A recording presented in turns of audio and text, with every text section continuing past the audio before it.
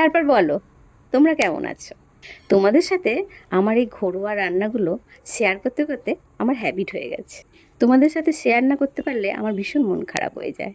তো কি করব, আর করে আমার মেয়েকে বলি, আমি এই রান্নাগুলো করছি, তুই একটু এডিট করে দে। ও তো চেষ্টা করে কিন্তু সময় পায় না, তার জন্যই আমার এই রান্নাগুলো এত দেরি হয়ে যায় তোমাদের কাছে যেতে। আমি যে এই রেসিপিগুলো তোমাদের সাথে শেয়ার করি, তোমাদের ভালো লাগছে তো? যদি ভালো লাগে তাহলে আমাকে একটু কমেন্ট করে জানিও। দেখো তো এই রেসিপিটা কেমন লাগলো। তোমাদের ভালোবাসা পেতে আমি চাই, এই ভালোবাসা নিয়ে আমার মন ভরে যায়। এরকম হচ্ছে গরম দুধের মধ্যে এটা দিয়ে দিলেই হচ্ছে হয়ে যাবে। Good morning. আজ সবিতা মায়ের আবদারে চলেছি বাপের বাড়ি মাকে নিয়ে।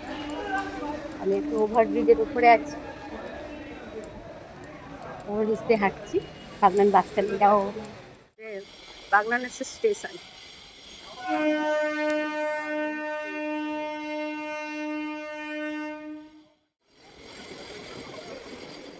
বাগনানে ওভারব্রিজটা তৈরি হয়ে গেছে।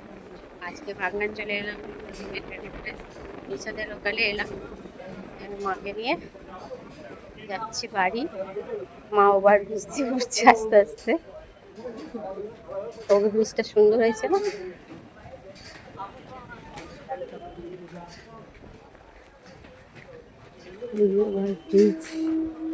এই দিকটা যাচ্ছে কলেজের দিকে, বাগনান কলেজের এই দিকটা নেমে যাবে। এইভাবে নেমে গেলে এই পাশ দিয়ে বাগনান কলেজ চলে যাবে,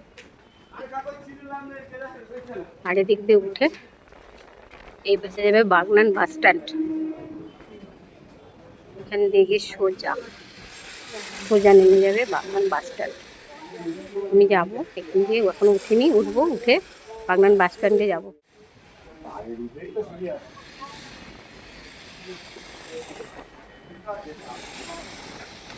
দেখেছো মা, নতুন হয়েছে overbridge, Bagnan girls school. Station থেকে নামলেই বাগনান গার্লস স্কুল।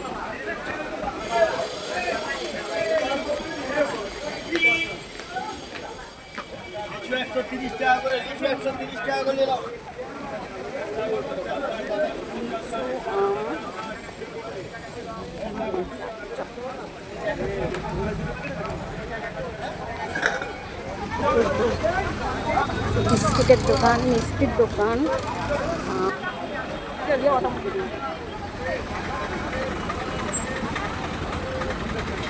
এগুলো কি ভাজা লাচ্ছা? সিমই, ভাজা সিমই, শুধু দুধের মধ্যে দিয়ে দিলেই খাওয়া হয়ে যাবে। এত সিমই উঠেছে। এরকম হচ্ছে গরম দুধের মধ্যে এটা দিয়ে দিলেই হচ্ছে হয়ে যাবে একদম। এটা বাগনান থেকে আমি লাচ্ছা কিনে নিয়ে যাচ্ছি, 250। ওটা দুটো। কতটা হয় দেখি। এইটা হচ্ছে 300 টাকা করে। এটা হচ্ছে স্পেশাল লাচ্ছা, এটা একটু নিয়ে নিলাম। স্পেশাল, দেখা যাক আপনাদের কি স্পেশাল, খেয়ে দেখে বলবো।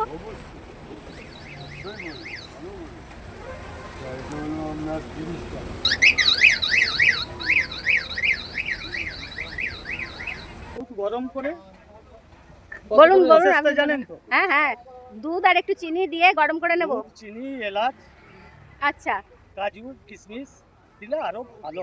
আচ্ছা, দিয়ে আর ব্যাস খেয়ে নেওয়া, তাহলে খুব গরম শর্টকাটে করে হয়ে যাবে। নিলেন দুধটা, নিয়ে এটা একটা ডিশেতে দুধটা একটু ঢাললেন, ঢেলে যেমন পরিমাণে খেতে পারেন। ব্যাস ঠিক আছে। আমরা রয়েছে 105। এটা টোটো স্ট্যান্ড, এই যে বাস স্ট্যান্ড এটা, এখানে যত টোটো গাড়ি রয়েছে। আমি যাচ্ছি বাস ধরবো বলে, বাসে উঠে যাব আমি আমার বাড়ি, দেশের বাড়ি যাচ্ছি বাগনান। এখানে যত ম্যাজিক গাড়ি, আরে প্রচুর দোকান, প্রচুর দোকান এখানে। আর আজকে সেরকম গরমও আছে, রোদ, এটা আকাশটা একটু মেঘাচ্ছন্ন, হ্যাঁ, তাও গরম প্রচুর। এখানে অনেক বাস।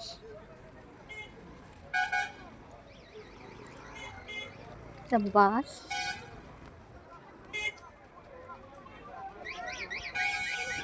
আইসক্রিম, এটা বাগনান টু খান্না, জয় শ্যামপুরের বাস, শ্যামপুরের বাসে যাবো আমি এদিকে, এই আমি যাবো এই রুটের রাস্তায়। তো এটা শ্যামপুরের বাস।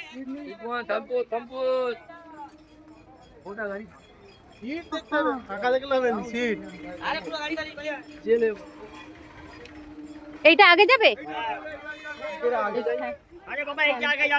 শ্যামপুরের বাসে উঠছি আমি। বাপের বাড়ি সারাদিন ঘুরে বিকেলে রিটার্ন। বাড়িতে মেয়ে তো একা রয়েছে, তাই থাকা চলবে না। তবে যাই হোক, লাচ্ছা তো কিনে নিয়ে এলাম। এইবার সেই লাচ্ছাটা তো বানিয়ে খেতে হবে, মেয়েকে খাওয়াতে হবে। বাড়ি ফিরতে ফিরতে সন্ধ্যে হয়ে গেল। অল্প একটু ঘি দিয়ে দিলাম। চলুন কিভাবে বানালাম সেটা আপনাদের সাথে শেয়ার করি। কাজু আর কিশমিশ ছোট ছোট করে কেটে নিয়েছি, অল্প একটু ঘিয়ে ভেজে নেব। এইভাবে একটু ভেজে নিলাম, হয়ে গেছে ভাজা। দুধটা বসিয়ে দিলাম, এই গুড়ের বাতাসা আর হচ্ছে এই এলাচের পাউডার, ছোট এলাচের পাউডার, এইটা দুধের মধ্যে দিয়ে দেবো। আচ্ছা, দুধের মধ্যে আমি কিন্তু একটুখানি হচ্ছে বাতাসা দিয়েছি, গুড়ের বাতাসা, আর হচ্ছে ছোটো এলাচের গুঁড়ো দিয়ে দুধটা আমি ফোটাচ্ছি। ফুটে গেছে, গ্যাসটা নিভিয়ে দিলাম। এই হচ্ছে স্পেশাল লাচ্ছা। তো এই লাচ্ছাগুলো দিয়ে দেবো। দেখো কিরম দারুণ হয়েছে, এত সুন্দর না, পুরো যেন শনপাপড়ি টাইপের। দেবো, দুটোই দেবো। এই লাচ্ছাটা পুরো পাখির বাসার মতো দেখতে না? বাইরের দেশে এই রেসিপিটাকে মিল্ক বার্ডস নেস্ট বলে। লাচ্ছাটা দিলাম, তার উপরে দেব দুধ।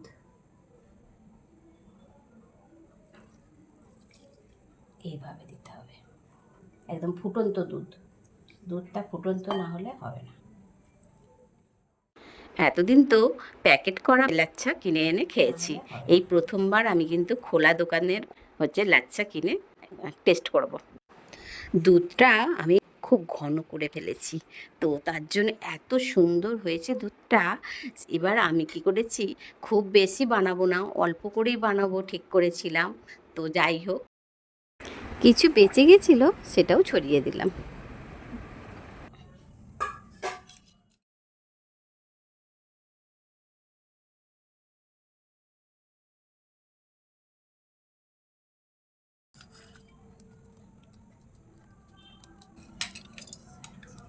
এবার দেবো কাজু আর কিশমিশ। লাচ্ছা বানাতে বানাতে আমার জীবনের আরেকটি গল্প শোনাই আপনাদের। আমার বিয়ের পর এবার আমি তখন দেশের বাড়িতে থাকি। তো দেশের বাড়িতে আমি একাই থাকি, আমার স্বামী সপ্তাহে একদিন বাড়ি আসেন। একদিন থাকেন, তারপরের দিন আবার চলে যান। তো বাড়ি যখন আসেন, মানে কি বলবো, যেখানে যা কিছু থাকবে সবকিছু মোটামুটি যেন মনে হয় ও তুলে নিয়ে চলে আসবে আমার জন্য। আমিও সারা সপ্তাহ পরে আমার স্বামী বাড়ি ফিরবে সেই অপেক্ষায় আমি বসে থাকি। কখন আসবে, কখন আসবে?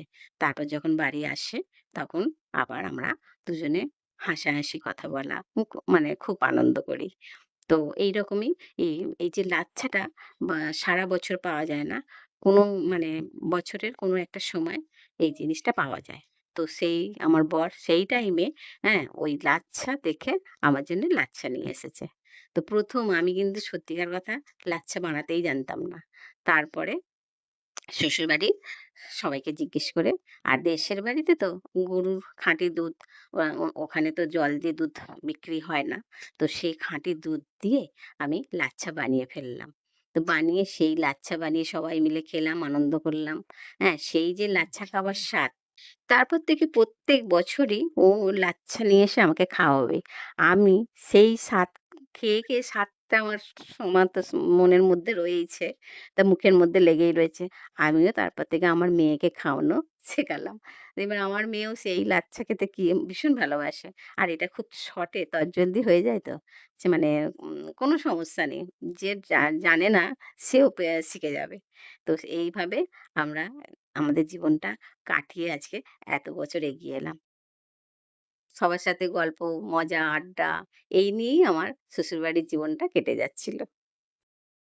আমার মেয়ে দেখে বলছে, "মা দেখতে তো দারুণ হয়েছে।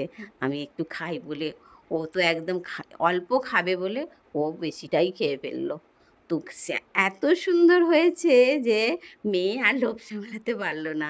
দুধের যেকোনো মানে যেকোনো রেসিপি আমি দুধ দিয়ে করি। তো আমার মেয়ে দুধ খেতে তো ভালোবাসে, আমিও ভালোবাসি।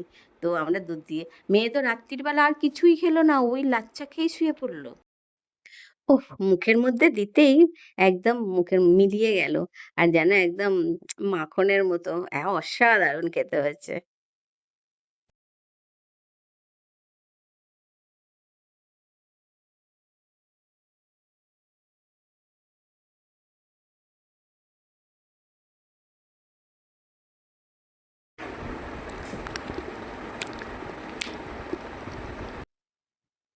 কি অসাধারণ হয়েছে! দারুণ হয়েছে খেতে। উফ!